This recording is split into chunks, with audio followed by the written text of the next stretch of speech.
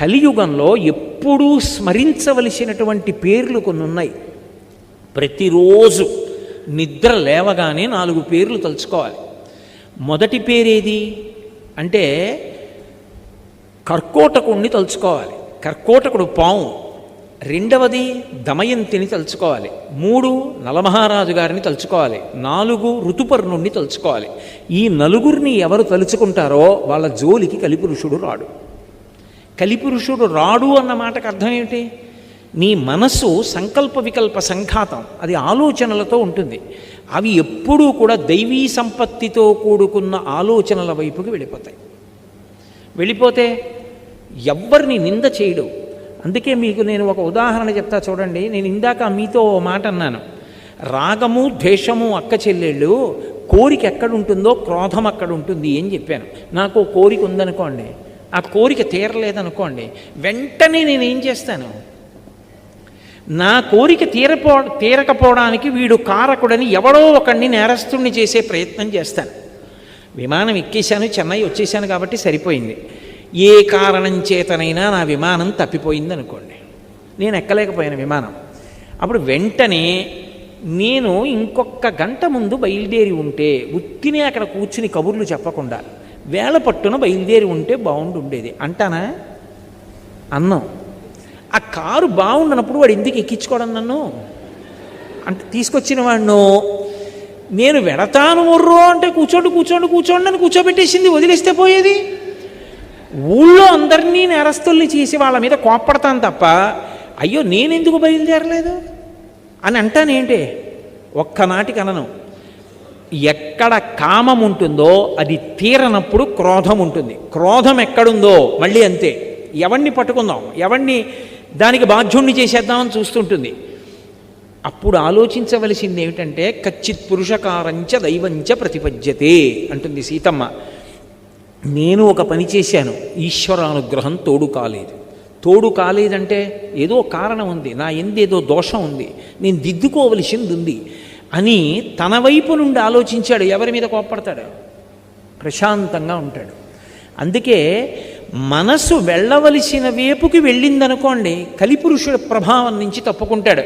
అలా మనసు వెళ్ళాలి అంటే తప్పకుండా జ్ఞాపకం తెచ్చుకోవలసినటువంటి విషయాలు, రోజు స్మరించవలసినటువంటి పేర్లు ఈ 4 చెప్తూ నలుడి యొక్క కథని తప్పకుండా స్మరించండి అని చెప్పారు. నలమహారాజు గారి కథ మహాభారతంలోనే, ఆరణ్య పర్వంలోనే ఆ వచ్చినటువంటి బృహదస్యుడే ధర్మరాజు గారికి ప్రబోధం చేస్తాడు.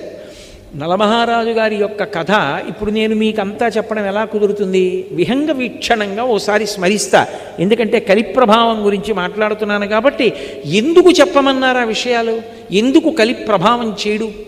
ఆ కథకి కలికి ఏమిటి సంబంధం అన్న విషయం గురించి స్పృశించడానికి నేను కథ మీద విహంగ వీక్షణం చేస్తాను, పెద్ద వివరణ చేయకుండా. భీముడు అని ఒక మహారాజు విదర్భదేశాన్ని పరిపాలించాడు. ఆయనకి సంతానం లేదు. దమనుడనబడేటటువంటి మహర్షిని సేవించాడు. ఆ మహర్షి యొక్క అనుగ్రహం చేత ఆయనకి 3 కుమారులు 1 కుమార్తె కలిగారు. ఆ మహర్షి అనుగ్రహంతో పుట్టింది కాబట్టి ఆ పిల్లకి దమయంతి అని పేరు పెట్టాడు. గొప్ప అందగత్తె. ఆ పిల్ల పెద్దదవుతోంది. పక్కన నిషధరాజు నలమహారాజు గారు ఉన్నాడు. ఆయన రామచంద్రమూర్తిలా ఆజానబాహు, గొప్ప అందగాడు, గొప్ప శౌర్యం ఉన్నవాడు, చక్రవర్తి. ఆయనని వివాహం చేసుకోవాలనేటటువంటి కోరిక దమయంతి యందు అనురక్తమైంది. ఎందుచేత? అక్కడికి వెళ్ళొచ్చిన వాళ్ళు ఇక్కడ చెప్తుంటే, ఇక్కడికి వచ్చినటువంటి వాళ్ళు అక్కడికి వెళ్ళి చెప్తుంటే, నలమహారాజు గారికి కూడా దమయంతిని వివాహం చేసుకుందాం అనిపించింది. దానికి తోడు ఒక రోజున ఆయన ఒక హంసని పట్టుకున్నాడు. అదంది, నన్ను విడిచిపెట్టేసేయి, నీ గుణములు దమయంతితో చెప్పి నీ యందు అనురాగము కలిగేటట్టు చేస్తానంది. హంసని విడిచిపెట్టాడు. అది దమయంతి దగ్గరికి వెళ్ళి దమయంతికి నలమహారాజు గారి పట్ల అనురక్తి కలిగేటట్టుగా మాట్లాడింది ఆయన గుణాలు చెప్పి. దమయంతి అంది, అయితే నా గురించి కూడా నలమహారాజు గారికి చెప్పి ఆయనకి అనురక్తి కలిగేటట్టు చేయమంది. మళ్ళీ ఆ హంస వచ్చి దమయంతికి కూడా చెప్పింది. కొంతకాలం అయింది. ఇక్కడ ఈయన దమయంతిని వివాహం చేసుకోవాలనుకున్నాడు, దమయంతి నలమహారాజు గారిని చేసుకోవాలనుకుంది. తండ్రి స్వయంవరం ప్రకటిస్తానమ్మా, నీ కోరుకున్న వాణ్ణే నువ్వు వివాహం చేసుకోమన్నాడు. నలమహారాజు గారు బయలుదేరాడు. ఈలోగా దిక్పాలకులు కూడా 4 బయలుదేరారు. ఎవరు? ఒకరు దేవేంద్రుడు, ఒకరు అగ్నిహోత్రుడు, ఒకరు యమధర్మరాజు గారు, ఒకరు వరుణుడు. 4 కూడా బయలుదేరి దివ్యమైన రథాల్లో వెళ్ళిపోతున్నారు. కింద నలుడు కనబడ్డాడు. వాళ్ళు ఆకాశంలో రథం ఆపి కిందకొచ్చాడు ఇంద్రుడు. నలమహారాజా, దమయంతిని వివాహం చేసుకోవాలని మా 4 అనుకుంటున్నాం. ఎవరిని చేసుకున్నా పర్వాలేదు, నువ్వు వెళ్ళి రాయబారం చెప్పాలి. దమయంతిని మా 4 ఒకళ్ళని పెళ్లి చేసుకోమని చెప్పన్నాడు. నలమహారాజు తొందరపడి మాటిచ్చాడు, మీరు ఏం చెప్తే ఆ ఉపకారం మీకు చేస్తానన్నాడు. ఇప్పుడు ఎదురొచ్చింది. అయినా మాట తప్పకూడదు కనుక ఎలా వెడతాను అంతఃపురంలోకి అంటే, నువ్వు వెడుతున్నట్టు ఎవరూ గ్రహించలేరు, నీకు ఆ వరం ఇస్తున్నామన్నారు. నలుడు తిన్నగా దమయంతి అంతఃపురంలోకి వెళ్ళిపోయి ఆవిడికి కనపడాలని సంకల్పం చేశాడు. కనపడ్డాడు. ఆవిడ వచ్చినవాడు నలుడని గ్రహించింది, పిలిచింది, మాట్లాడింది. ఆయన అన్నాడు, నేను మాటిచ్చాను, ఆ 4 ఎవరి మెడలోనైనా వరమాల వేయమన్నాడు. ఆవిడంది, నిన్ను తప్ప అన్యులను పతిగా అంగీకరించను, ఎందుకంటే నేను మానసికంగా నీకు భార్యని ఎప్పుడో అయిపోయాను, నిన్నే భర్తగా స్వీకరిస్తాను. నీకు మాట వస్తుందంటే ఒక పని చెయ్యి, వాళ్ళని స్వయంవరానికి రమ్మను, నేను నీ మెడలో మాట వేస్తాను. నువ్వు చెప్పవలసింది చెప్పావు, నేను చేయవలసింది చేస్తాను. ఇప్పుడు నీ తప్పే ఉంది, వాళ్ళని రమ్మను స్వయంవరానికి అంది. నలుడు వెళ్ళి అదే మాట చెప్పాడు. వాళ్ళు 4 కూడా వచ్చాడు. వచ్చిన వాళ్ళు మామూలుగా రాలేదు. నలుడు ఎక్కడ కూర్చున్నాడో పక్క 4 కుర్చీల్లో కూర్చున్నాడు. కూర్చుని నలుడు ఎలా ఉంటాడో అలాగే మారారు. ఇప్పుడు వరమాల పట్టుకుని దమయంతి వచ్చింది. 5 నలమహారాజులు కనబడ్డారు. ఆవిడ తన భక్తి చేత దేవతల్ని ప్రార్థించింది. నేను నలుడికి మనసిచ్చాను, ఆయనకి భార్యని మానసికంగా, ఆయన ఎవరో కనుక్కొని వరమాల వేయగలిగినటువంటి శక్తి నాకు ఇమ్మంది. వెంటనే వాళ్ళ రూపాలతో వాళ్ళు నిలబడ్డారు. దేవతలకి చెమట పట్టదు, కనురెప్ప పడదు, భూమికి పాదం తగలదు. ఆవిడ గ్రహించింది. భూమికి పాదం తగులుతున్న నలుణ్ణి చూసి మెడలో వరమాల వేసింది. దేవతలు ప్రసన్నులయ్యారు. అమ్మా, ఎంత ధర్మాన్ని పాటించావు తల్లి, అందుకే నీకు వరం ఇస్తున్నావు. ఇంద్రుడు అన్నాడు, నువ్వు ఎక్కడ యజ్ఞం చేసినా నేను వస్తాను. అగ్నిహోత్రుడు అన్నాడు, నువ్వు సంకల్పం చేస్తే నేను వస్తాను.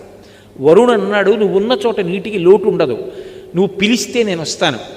యమధర్మరాజు గారు అన్నాడు, నీ మనసు ధర్మమునందు ప్రవర్తించుగాక అన్నాడు. 4 ఇంటికి తిరిగి వెళ్ళిపోతున్నారు వాళ్ళ లోకాలకి. కలిపురుషుడు ఎదురొచ్చాడు. కలిపురుషుణ్ణి చూసి వీళ్ళ 4 అడిగారు, నువ్వెక్కడికి వెడుతున్నావు అని అడిగారు. దమయంతిని వివాహం చేసుకోవాలనుకుంటున్నాను, వెడుతున్నాను అన్నాడు. అంటే వాళ్ళన్నారు, దమయంతి స్వయంవరం ఎప్పుడూ అయిపోయింది నలమహారాజు గారితో, ఇప్పుడు నువ్వు వెళ్ళి ఏం చేస్తావన్నారు. ఆయన రాశీభూతమైన క్రోధం కలి లోపలికి ఆవహించాడా. మీతో నేను ఇందాక చెప్పానే, ఆలోచన మారుతుందంతే, జీవుణ్ణి పాపభూయిష్టం చేస్తాడు. అందుకని ఆయన అన్నాడు, ఎలా సుఖపడతాడో చూస్తాను. పెళ్లి చేసుకున్నది సుఖపడడానికి కాదు, ఎలా సుఖపడతాడో చూస్తాను. దమయంతిని నలుడితో కలిసి సంతోషంగా ఉండకుండా చేస్తాను అని ఆయన ప్రయత్నాలు ఆయన ప్రారంభం చేశాడు. ఈలోగా నలమహారాజు గారికి దమయంతి యందు ఇంద్రసేనుడు, ఇంద్రసేన అని ఒక కొడుకు కూతురు పుట్టారు. ఆ రోజుల్లో పేర్లు అలా అన్నా చెల్లెలకి ఒకలా ఉండేట్టు పెట్టడం అప్పుడే ప్రారంభమైందిలా ఉంది. ఇంద్రసేనుడు, ఇంద్రసేన అని పేరు పెట్టారు. ఈలోగా కలిపురుషుడు నలమహారాజు గారి యొక్క జ్ఞాతి, పెదనాన్నగారి కొడుకు, ఆయన దగ్గరికి వెళ్ళాడు.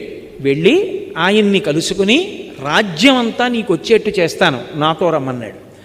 ద్వాపరుణ్ణి పిలిచాడు, నువ్వు పాచికలలోకి ప్రవేశించు, నేను నలమహారాజులోకి ప్రవేశిస్తాను. నలమహారాజు యందు ధర్మమునందు అనురక్తి తగ్గి ఇతర విషయముల యందు అనురక్తి పెరుగుతుంది. అప్పుడు సర్వనాశనం చేస్తాను. బయలుదేరమన్నాడు. అందరూ బయలుదేరి వచ్చారు. వచ్చిన తరువాత నలమహారాజులోకి ప్రవేశించాలంటే అవకాశం ఏది? ఎందుకు ప్రవేశించలేకపోయాడో అక్కడ చెప్పాడు బృహదశ్యుడు. ఆయన ఎప్పుడూ పుణ్యం గురించి ఆలోచిస్తాడు, పాపమునకు వశుడు కాడు. ఇందాక నేను మీతో మనవి చేయడానికి కారణం అది. ఆయన కోపంతో ఆలోచించాడు, ప్రేమతో ఆలోచిస్తాడు. అందుకు పరిష్కారం ఉంటుంది, తాను శాంతిగా ఉంటాడు. పుణ్యం గురించి ఆలోచిస్తాడు, నాకు పాపం వస్తుందేమో అని భయపడతాడు. అందుకని పాపచింతనతో కూడుకున్న పనివైపుకి వెళ్ళడు. ఎప్పుడూ జపం చేస్తూ ఉంటాడు. జపం చేస్తున్న వాడికి ఏమవుతుందంటే నాడీమండలం అంతా కూడా ప్రచోదనమై పరమశాంతిగా ఉంటాడు. ఇప్పుడు తపస్సు చేస్తూ ఉంటాడు. అగ్నిని ఆరాధిస్తాడు, మంచి విషయాలు వింటూ ఉంటాడు. అందుకని కలిపురుషుడు నలుడిలోకి వెళ్ళలేకపోయాడు. ఎక్కడో అక్కడ దొరకపోతాడా? ఇది పగంటే, ఇది కలిపురుషుడంటే. ఎదురు చూస్తున్నాడు. 2 బిడ్డలు కూడా పుట్టేశారు, అయినా ఎదురు చూస్తూనే ఉన్నాడు. సుఖపడకుండా చేసేయాలి. ఇప్పుడు ఒక రోజున మూత్ర విసర్జన చేసి నలమహారాజు గారు కాళ్ళు కడుక్కోలేదు. ఏదో అత్యవసరమైన పనుండి కాళ్ళు కడుక్కోకుండా బయటకు వచ్చాడు. మూత్ర విసర్జన చేసి కాళ్ళు కడుక్కోకపోతే వెంటనే అశౌచం వచ్చేస్తుంది. శమంతకోపాఖ్యానంలో అది చేస్తేనే కదా మరణించాడు ప్రసేనుడు. అందుకని కాళ్ళు కడుక్కోకుండా బయటకు వచ్చాడు. అపవిత్రంగా ఉన్నాడు కాబట్టి కలిపురుషుడు ప్రవేశించాడు. ప్రవేశించగానే ద్వాపరుడు వచ్చి జూదానికి పిలిచాడు. కలిపురుషుడి స్నేహితుడు. జూదమునందు అనురక్తి కలిగి జూదం ఆడదా అంటే వద్దనకూడదు, రాజధర్మం అని వెళ్ళి కూర్చున్నాడు నలమహారాజు. ఎక్కడో అక్కడ ఆపగలిగేవాడు, కానీ కలిపురుషుడు లోపల ప్రవేశించేశాడు. ఎంత తీవ్రంగా ఆడాడంటే దమయంతి ఆ ఊళ్ళో ఉన్నటువంటి ప్రముఖుల్ని తీసుకుని ఎదురుగుండా వచ్చి బిడ్డల్ని పట్టుకుని నించుంది. ఉండడానికి ఇల్లు, తినడానికి తిండి కూడా లేకుండా పోతావు మహారాజా, వద్దు ఆపేయమని. ఆపకుండా ఆడుతూనే ఉన్నాడు, పందెం మీద పందెం వడ్డి. లోపల కలిపురుషుడు ఉన్నాడు, ఇక దేనికి వినడం. ఆ మూర్ఖత్వం వచ్చేస్తుంది ఆ కలిపురుషుడు పట్టేసుకుంటే. ఆ మూర్ఖత్వంతో ఆడుతున్నాడు. దమయంతి గమనించింది, ఇక ఆపడం ఇది కలిపురుష లక్షణం అని వార్ష్ణేయుడు అని సారథిని పిలిచింది. తన బిడ్డలిద్దరినీ రథం ఎక్కించి పుట్టింటికి తీసుకెళ్ళిపోమంది. ఆపదొచ్చేసిందని ఆవిడ కనిపెట్టింది. అన్నీ ఓడిపోయాడు. ఓడిపోయి రాజ్యం తన దయాదికి అప్పచెప్పేసి తాను బయలుదేరి వెళ్ళిపోయాడు అరణ్యాలకి. ఇక్కడ ద్వాపరుడు రాజై ద్వాపరుడితో పాచికలాడాడు కదా, దాయాది రాజై కూర్చున్నాడు. ఊరి చివరకెళ్ళి 3 రోజులు భోజనం కూడా లేదు. అయినా చిత్రం ఏమిటంటే కొత్త రాజుగారికి కోపం వస్తుంది, పాత రాజుగారిని పలకరిస్తే అని ఒక్కడు వెళ్ళి పలకరించలేదు నలమహారాజుని. ఆఖరికి ఇద్దరూ కలిసి అరణ్యంలో వెళ్ళిపోతున్నారు నలదమయంతులు. ఆకలి, పైన పక్షులు ఎగురుతున్నాయి. పక్షులు ఎగురుతున్నాయి, పక్కన భార్యే కదా ఉంది, ఎవరూ లేరు కదానని నా పంచె తీసి విప్పేసి పైకి విసురుతాను. ఆ పంచ పక్షుల మీద పడి బరువుకి పక్షులు కింద పడతాయి, ఆ మాంసం తిందాం దమయంతి అని బట్ట తీసి విప్పేసి పైకి విసిరాడు. ఆ పక్షులు బట్ట పట్టుకుని వెళ్ళిపోతూ పకపక పకపక నవ్వి, నిన్ను ఓడించడానికి కారణమైనటువంటి పాచికలం పక్షి రూపం ధరించాం, ఒంటి మీద బట్ట కూడా తీసేయడానికి. నేను ద్వాపరుణ్ణి మహారాజా, బట్ట కూడా లేదు తిరిగన్నాయి. ఏం చెయ్యాలో తెలియక దమయంతి కట్టుకున్న చీరే తాను చుట్టుకుని ఇద్దరూ కలిసి అడవిలో నడిచారు. పడుకున్నాడు ఒక చోట, ఒక శిథిల ప్రాంగణం దొరికితే పడుకున్నాడు. కలిపురుషుడు లోపల ఉన్నాడు కదా, ధర్మం తప్పిపోతోంది. ఏం ఆలోచించాడంటే, ఇంత గొప్ప భార్య, ఈమె కష్టపడుతోంది నా వల్ల, ఈమెని వదిలిపెట్టేయాలనుకున్నాడు. నేను వదిలేస్తే సుఖపడుతుంది. వదిలిపెట్టి బయటికి వెళ్ళాడు. మళ్ళీ ధర్మం గుర్తొచ్చింది, భార్యని వదిలిపెట్టకూడదు. మళ్ళీ వచ్చాడు, కానీ లోపల కలి. ఆ కలి ప్రభావానికి ఏం చేశాడంటే చెయ్యకూడని పని చేసేసాడు.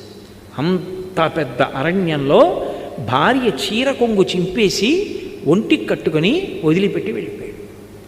పాపం దమయంతి ఉండిపోయింది. అలా వెళ్ళినవాడు నలమహారాజా రక్షించు, నలమహారాజా రక్షించు అని కేకలు వినపడ్డాయి. గబగబా వెళ్ళి చూశాడు, పెద్ద పాము ఒకటి పడుంది. అవతల నుంచి అరణ్యం అంతా కాలిపోయి మంటలు వచ్చేస్తున్నాయి. వచ్చేస్తుంటే పాము అంది, మంటల్లో తప్పించుకోలేను, నువ్వే నన్ను ఎలాగోలా తీసుకెళ్ళి ఏదైనా నది ఒడ్డున పడయి, ఒళ్ళు కాలిపోతోంది మహారాజా, నేను కర్కోటకుణ్ణి, మహాసర్పాన్ని, మునిశాపానికి ఇలా పడిపోయాను, ఇప్పుడు కదలలేనంది. చిన్న పాము అయిపోయింది. దాన్ని ఎత్తి పట్టుకుని నది ఒడ్డుకెళ్ళి దింపబోతున్నాడు. ఒక్క 10 అడుగులు ఈ మహారాజా అంది. 10వ అడుగు వేశాడు, ఠక్కున కరిచింది. అది కర్కోటక విషం. ఆ విషం వల్ల వెంటనే కాళ్ళు చేతులు కురసైపోయి పొట్టివాడైపోయి భయంకరమైన ఆకారాన్ని పొందేశాడు. కర్కోటకుడి వంక తిరిగి అన్నాడు, ఉపకారం చేసిన వాడికి నువ్వు చేసే ఉపకారం ఇదా అన్నాడు. మహారాజా, నేను అపకారం చేయలేదు, నలుడిగా ఎలా తిరుగుతావు ఇంత కష్టంతో, నిన్నిప్పుడు ఎవ్వరూ గుర్తుపట్టరు. ఋతుపర్ణుడి యొక్క రాజ్యానికి వెళ్ళి నీకు అశ్వహృదయం తెలుసు కాబట్టి గుర్రాలు పెంచి పోషించు, వెళ్ళిపోమన్నాడు. కానీ ఒక వరం ఇస్తున్నాను, ఎప్పుడైనా నువ్వు తలుచుకుంటే దివ్య వస్త్రం వస్తుంది, అది కప్పుకుంటే నీలో ఉన్నటువంటి నా విషం తొలగిపోతుంది, నీకు యథారూపం వచ్చేస్తుంది. రాజ్యం కూడా పొందుతావు, బయలుదేరమన్నాడు. బాహుకుడు అని పేరు పెట్టుకుని నల్లగా పుట్టివాడై ఋతుపర్ణుడి యొక్క రాజ్యానికి వెళ్ళిపోయాడు. పాపం దమయంతి నిద్ర లేచింది, భర్త లేడు, ఒక్కత్తి కీకారుణ్యం, కాకులు కూడా దూరని అరణ్యం తిరుగుతోంది. ఇంతలో ఎట్నుంచో ఒక పెద్ద కొండచిలవ వచ్చి పట్టుకుంది ఆవిడ. ఇక కొండచిలవ ఆవిడ్ని గ్రసించబోతుండగా ఓ కిరాతుడు వచ్చి కొండచిలవని సంహరించి ఈవిడ్ని కాపాడాడు. స్నానం చేసి వచ్చి సేద తీరింది, ఆవిడికి పళ్ళు తేనె ఇచ్చాడు, తింది. అంతలో అతని యందు పుట్టకూడని కోరిక పుట్టింది. ఆమెని భార్యగా స్వీకరిస్తానని ఆమె యొక్క పొందు కోరాడు. వెంటనే ఆమె నేను మహాపతివ్రతనైతే వీడు నిలువున దగ్ధమగుగాక అంది. ఆ కిరాతుడు మరణించాడు. ఆ తల్లి వెతుక్కుంటూ వెతుక్కుంటూ వెడుతుంటే వర్తక బృందం కనపడింది. అమ్మయ్య కనపడ్డారు కదా అని, మహాప్రభో నేను నలుడి భార్యని దమయంతిని, కష్టాల్లో ఉన్నాను, నలుడిని చూశారా అని అడిగింది. ఈ అరణ్యంలో పులులు చూసాం, సింహాలు చూసాం, నలుడిని చూడలేదమ్మా. ఇక్కడ ఒక్కదానివి ఆడదాని ఉండకూడదు, మాతో వచ్చేసేయి, మేము చేది రాజ్యానికి వెడుతున్నాము అన్నారు. అక్కడ సుబాహుపురం అని ఉంది, అక్కడికి వెడతామన్నారు. సరేనంది. వెడుతుంటే ఏనుగుల గుంపు వచ్చి అందరినీ చంపేసింది, వర్తకుల్ని. ఆవిడంది విధి అంటే ఇంత విచిత్రంగా ఉంటుంది. చచ్చిపోవాలనుకున్న నన్ను ఏనుగులు వదిలేశాయి, నా అంత నేను చచ్చిపోకూడదు, ఆత్మహత్య దోషం, ఏనుగు చంపేస్తే గొడవ వదిలిపోను, నా జోలికి రాలేదు. బతుకుదాం అనుకున్న వాళ్ళని చంపేశాయి. ఎవరో ఒకరిద్దరు బ్రాహ్మణులు మిగిలేరు, వాళ్ళతో కలిసి సుబాహుపురం వెళ్ళింది. ఆ వీధిలో ఆకలితో ఏడుస్తూ నడుస్తోంది. కలి ప్రభావం, అన్ని కష్టాలు పడాలి. వస్తుంటే రాజమాత చూసింది పైనుంచి. ఎవరు రా, చంద్రబింబంలా ఉంది ఆ పిల్లని పిలిపించింది. ఏమమ్మా నిన్ను చూస్తే రాచపుత్ర స్త్రీలా ఉన్నావు, ఇంత కష్టంలో ఉన్నావు, నా అంతఃపురంలో ఉండమంది. నిన్ను చూస్తే నాకు ఎందుకో మనసు స్పందిస్తోంది, ఏదో బంధుత్వం ఉందనిపిస్తోంది, నా దగ్గర ఉండండి. అమ్మా నేను సైరింధ్రీ కార్యాలు చేయను, పరపురుషుల దగ్గరికి వెళ్ళను, ఇతర కాళ్ళు పట్టను, ఎంగిలి తినను, అలా అయితే ఉంటానంది. సరే ఉండమంది ఆవిడ. రాజమాత అంతఃపురంలో ఉంటోంది పాపం. అక్కడ నలుడు ఋతుపర్ణుడు ఒక మహారాజు. ఆ ఋతుపర్ణుడి యొక్క సేవలో అశ్వహృదయం తెలుసున్నవాడు కాబట్టి లొంగని గుర్రాల్ని లొంగ తీసుకుని రథచోదనం చేస్తూ బతుకుతున్నాడు. అలా బతుకుతుంటే ఇక్కడ ఎన్నాళ్ళు ఉంటుంది ఈవిడిలా పాపం. ఒకనాడు తండ్రి భీమకుడికి ఆలోచన వచ్చింది. భీముడికి నా కూతురు ఎక్కడుందో వెతికి పట్రమ్మని బ్రాహ్మణుల సమూహాల్ని పంపాడు. అందులో ఒక సుదేవుడు అనబడేటటువంటి బ్రాహ్మణుడు ఈ పురానికి వచ్చాడు, సుబాహుపురానికి వచ్చి అంతఃపురంలో దమయంతిని కనిపెట్టాడు. అమ్మ ఆవిడ కనుబొమల మధ్యలో ఒక పుట్టుమచ్చ ఉంది, అది చతుర్ముఖ బ్రహ్మగారు సృష్టిలో ఆవిడికి మాత్రమే పెట్టాడు. ఆవిడ దమయంతి, మహాపతివ్రత, నలమహారాజు ఇల్లాలు, కష్టాలలో ఉండి ఇక్కడ ఉందమ్మా అన్నాడు. దమయంతికి నీళ్ళిచ్చి ముఖం కడుక్కోమన్నారు, కనిపెట్టారు. అవును మహాతల్లి మహాపతివ్రత దమయంతి అని. అప్పుడు ఆ రాజమాత చెప్పింది, అయ్యో తల్లి నిన్ను చూస్తే నా హృదయం ఎందుకు స్పందించిందో అర్థమవుతోంది. నీ తల్లి నేను అక్క చెల్లెళ్ళాం కాబట్టి నువ్వు నాకు కూతురు అవుతావు అంది. పుట్టింటికి ఎడతానంది, బయలుదేరింది, పుట్టింటికి వెళ్ళిపోయింది. ఇక్కడ నలుడు సృష్టిలో ఎవరూ గుర్తుపట్టలేరు, అంత మరుగుజ్జు వాడిపోయి కాళ్ళు చేతులు వంకర్లు తిరిగిపోయి ఉన్నాడు. చిత్రనలీయంలో అంటాడు కవి, భయద కోదండ ఖడ్గముల్ పట్టు వీరుడు గరిటయూ క్రొవియూ పట్టెనీడు విపుల కేసరి నక్కట పిల్లి చేసే అధమ విధమున ఇట్టిదే విధికృతంబు అంటాడు. కోదండాలు ఖడ్గాలు పట్టుకుని యుద్ధం చెయ్యవలసినటువంటి వాడు వంటశాలలో కూర్చుని వంటలు చేస్తున్నాడు నలుడు. ఆయనకి గుర్రాలని పెంచడం తెలుసు, వంటలు చేయడం తెలుసు, అందుకే నలభీమ పాకం అంటూ ఉంటారు. వంట చేసి పెడుతున్నాడు మహారాజుకి. సరే కాలం గడిచిపోయింది. ఆ వార్ష్ణేయుడు అంటే ఆ పిల్లలిద్దరినీ పుట్టింట్లో దింపేసినటువంటి సారథి నలుడితోటే ఉన్నాడు, కానీ ఆయనకి తెలియదు బాహుకుడే నలుడని. ఆలోచించి ఆలోచించి ఆలోచించి తన భర్తని ఎలా కలుసుకోవాలి అని ఒక రోజున దమయంతి తన తల్లి దగ్గరికి వెళ్ళి అంది, అమ్మా ఎంతకాలం నా భర్తని కలవకుండా ఇలా ఉంటాను అని బ్రాహ్మణుల్ని పిలిపించి మీరు ప్రతి రాజ్యానికి వెళ్ళండి, సభలో నిండు సభలో ప్రశ్న వెయ్యండి, ఈ లోకంలో ఏ భర్త అయినా బిడ్డల్ని పొందినటువంటి వాడు మహాపతివ్రత ఏమీ తెలియని అమాయకురాలైన ఇల్లాలు తన యందు ప్రేమ కలిగిన దాన్ని ఆమె బట్టలో ముక్క చింపి తాను కట్టుకొని రాత్రికి రాత్రి మహదారణ్యంలో భార్యని విడిచిపెట్టి వెళ్ళిపోయిన పురుషుడున్నాడా అని ప్రశ్న వెయ్యండి. ఒకవేళ నలుడు సభలో ఉంటే లేచి జవాబు చెప్తాడు. ఎవ్వరూ చెప్పకపోతే ఆ రాజ్యంలో నలుడు లేడు. బ్రాహ్మణుల్ని పంపింది. అన్ని రాజ్యాలకి వెళ్ళి అడుగుతున్నారు. ఋతుపర్ణుడి రాజ్యానికి కూడా వెళ్ళి ఒక బ్రాహ్మణుడి ప్రశ్న వేశాడు. ఏమీ మాట్లాడలేదు ఎవరు. కానీ ఆయన రాత్రి విశ్రాంతి తీసుకుంటూ ఉండగా బాహుకుడు అన్న పేరుతో ఉన్న నలుడు ఆయన దగ్గరికి వచ్చాడు. వచ్చి అన్నాడు, మహాపతివ్రత అయినటువంటి స్త్రీ భర్త ఏ కారణం చేత పొరపాటు చేశాడో తెలుసుకోకుండా నింద చేస్తుందా? అలా చెయ్యొచ్చా? అలా చేస్తే ఇహమునందు భర్తతో సుఖములుంటాయా? పరలోకముల యందు సుఖములుంటాయా? ఇలా చెయ్యవచ్చా అని వెళ్ళిపోయాడు. బ్రాహ్మణుడు లేచి విన్నాడు. విని వెనక్కి వచ్చి ఇదే చెప్పాడు. అమ్మ, నలుడు కనపడలేదు, బాహుకుడని ఒక ఆయన ఉన్నాడు. నల్లగా పొట్టిగా చేతులు కాళ్ళు ఇలా కుంచుకుపోయి గూనిలా ఉంటాడు. అతను ఈ మాట అడిగాడు. నలుడే. దమయంతి నమ్మింది. ఏదో కారణం ఉంది, అలా ఉన్నాడు. ఎలా?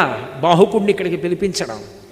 ఆవిడంది, అశ్వవిద్య తెలుసున్నవాడు నలుడు ఒక్కడే. ఒక్క రాత్రి ప్రయాణంలో తెల్లవారేటప్పటికీ ఈ పురానికి రథం రావాలంటే తోలగలిగిన వాడు నలుడు ఒక్కడే. అందుకే దమయంతీదేవికి ద్వితీయ స్వయంవరం జరుగుతోందని ఋతుపర్ణుడు ఒక్కడికి కబురు చేయండి. ఋతుపర్ణుడు బయలుదేరి వస్తాడు. రథం రాదు తెల్లవారేటప్పటికి ఊరు, నలుడు నడపాలి. నలుడు అక్కడుంటే పిలుస్తాడు. అశ్వహృదయం తెలుసు కాబట్టి రాజు రథం నడపమంటాడు. అప్పుడు వచ్చిన రథం వచ్చేస్తే నలుడే నడిపాడు రథం, మనం కనిపెట్టచ్చని. ఒక్క ఋతుపర్ణుడి రాజ్యానికి వెళ్ళి చెప్పారు. అందరికీ చెప్పారనుకున్నాడు ఋతుపర్ణుడు. దమయంతీదేవి ఏమిటి అంత పతివ్రత, ఇద్దరు బిడ్డలు ఉన్నది, ద్వితీయ స్వయంవరం ఏమిటి, మళ్ళీ పెళ్లి చేసుకోవడం ఏమిటి? తెల్లబోయాడు. తెల్లబోయి తమాషా చూడాలని ఋతుపర్ణుడు నలుడిని పిలిచాడు. తెల్లవారేటప్పటికి మనం చేరం విదర్భ, కానీ నువ్వు అశ్వహృదయం తెలుసున్నవాడివి, నువ్వు నడపగలవు రథాన్ని, మనం బయలుదేరదాం, తెల్లవారేటప్పటికి దమయంతి స్వయంవరానికి వెళ్ళాలి, రథం నడుపన్నాడు. ఇదేమి తమాషా, నా భార్య ద్వితీయ స్వయంవరానికి ఒప్పుకోవడం ఏమిటి, మహాపతివ్రత చూడాలని నలుడు అనుకున్నాడు.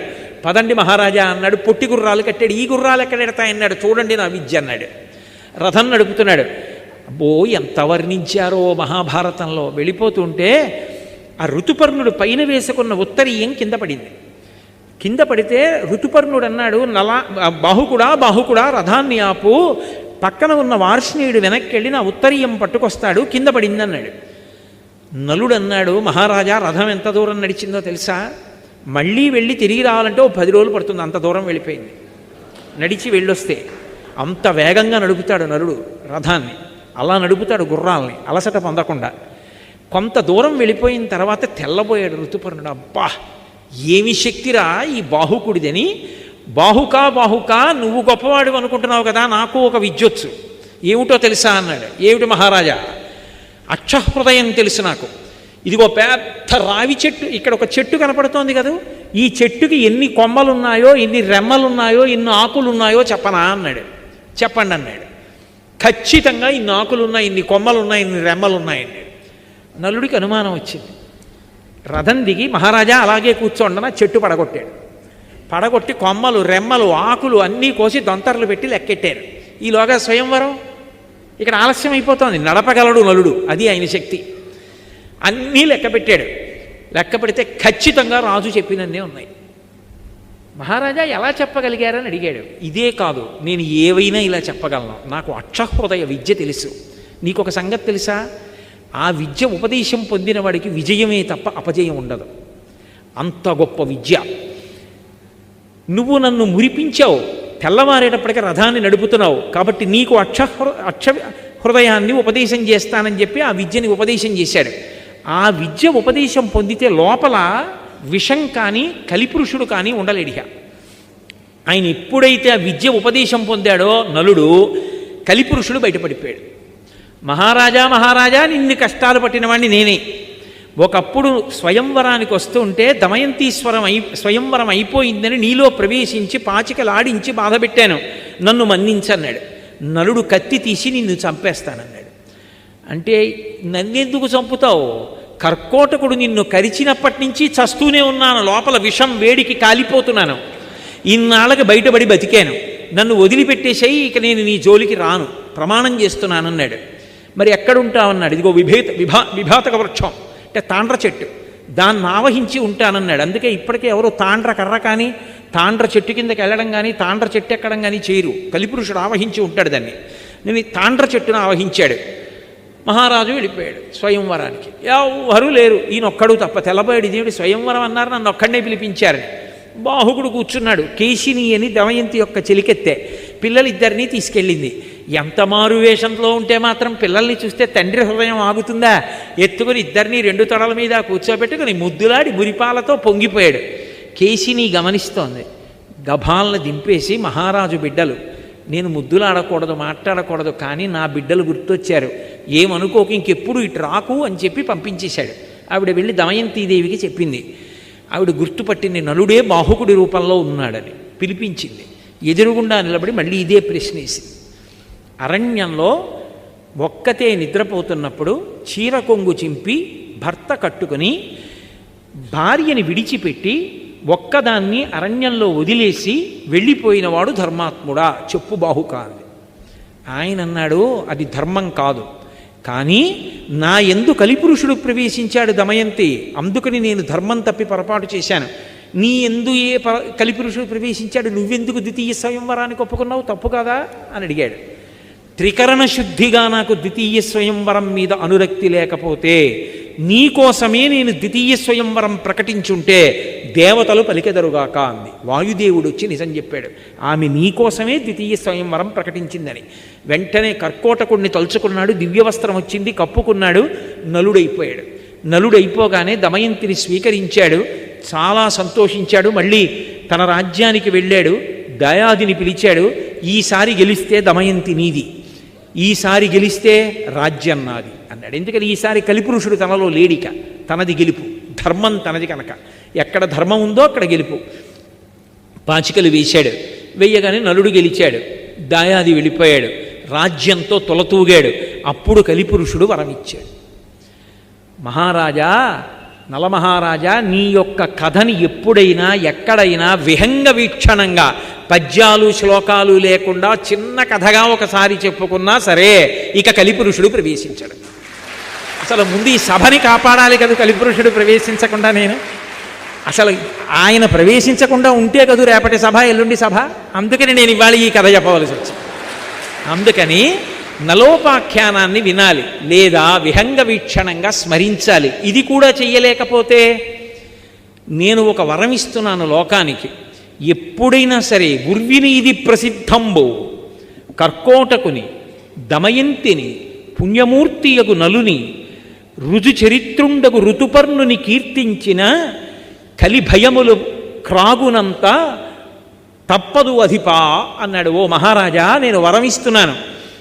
నలుడు, దమయంతి, కర్కోటకుడు, ఋతుపర్ణుడు, ఈ 4 పేర్లు ఒక్కసారి రోజు ఉచ్చరిస్తే పైకి కలిపురుషుడు ప్రవేశించాడు. కలిపురుషుడు ప్రవేశించకపోతే ఆలోచనలు దైవీపరంగా వెళ్ళిపోతాయి. దైవీపరంగా వెళ్ళిపోతే పాపచింతనలు ఉండవు. అందుకని పాపచింతనల నుండి బయటపడడానికి, కలిపురుషుడి నుంచి వినిర్ముక్తుడు కావడానికి తప్పకుండా అందరూ స్మరించవలసినవి 4 పేర్లు, అందరూ చదవవలసినది నలోపాఖ్యానమని ఇతిహాసము, పంచమవేదమని వ్యాసభగవానుడు లోకం కోసం ఇచ్చినటువంటి పరమాద్భుతమైనటువంటి భారతంలో ఆరణ్య పర్వంలో ధర్మరాజు గారితో బృహదశ్వుడు చెప్పి, అంత గొప్పదయా అక్షహృదయం అన్న విద్య నీకు కూడా ఉపదేశం చేస్తున్నాను, నువ్వు ఎదర రాజ్యాన్ని పొందుతావు అన్నాడు.